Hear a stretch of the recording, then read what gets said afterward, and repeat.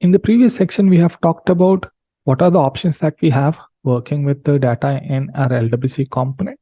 And we have seen these three options. And when I was talking about this first point, I was talking about something called LDS, which stands for Lightning Data Service. Let's look at that section. Let's explore what exactly LDS is, and then we can get started with the base components that are available to us. And then we can start exploring the base components that are given to us that are built on this LDS. Now, what exactly this LDS is? LDS stands for Lightning Data Service. LDS stands for Lightning Data Service.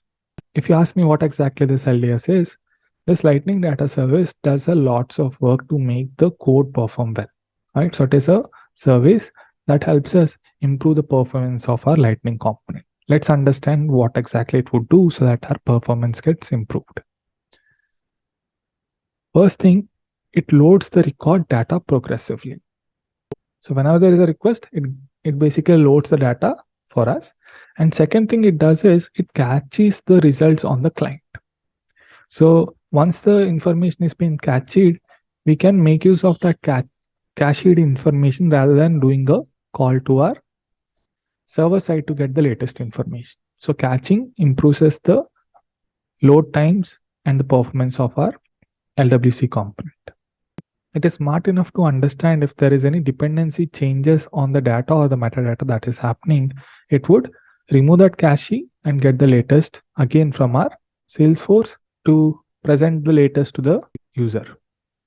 And last but not the least, it optimizes the server calls by bulkification and deduplication the requests.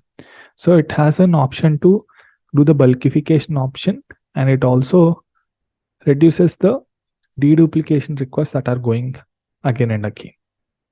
Right? These are the things that the LDS would do.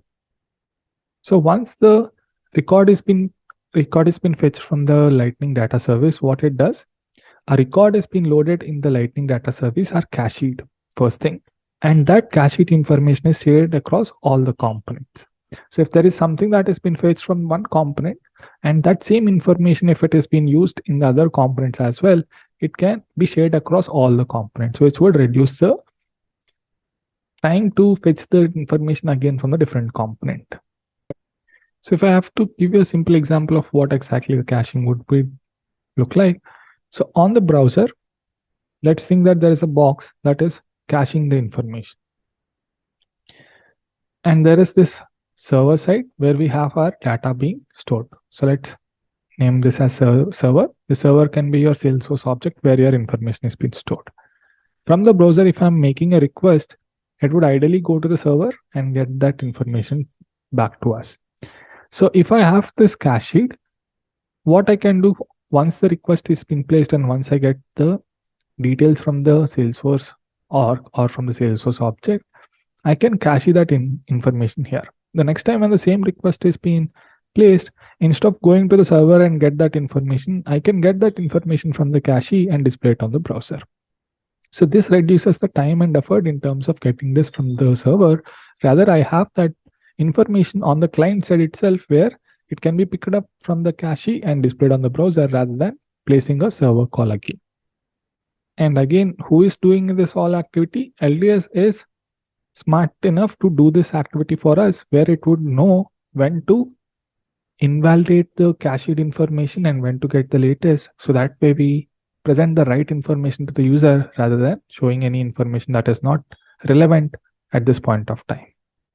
Now let's see the architecture that we have just discussed to better understand this LDS and what is the role that it is playing in this request that we are placing to the Salesforce side from our Lightning web component.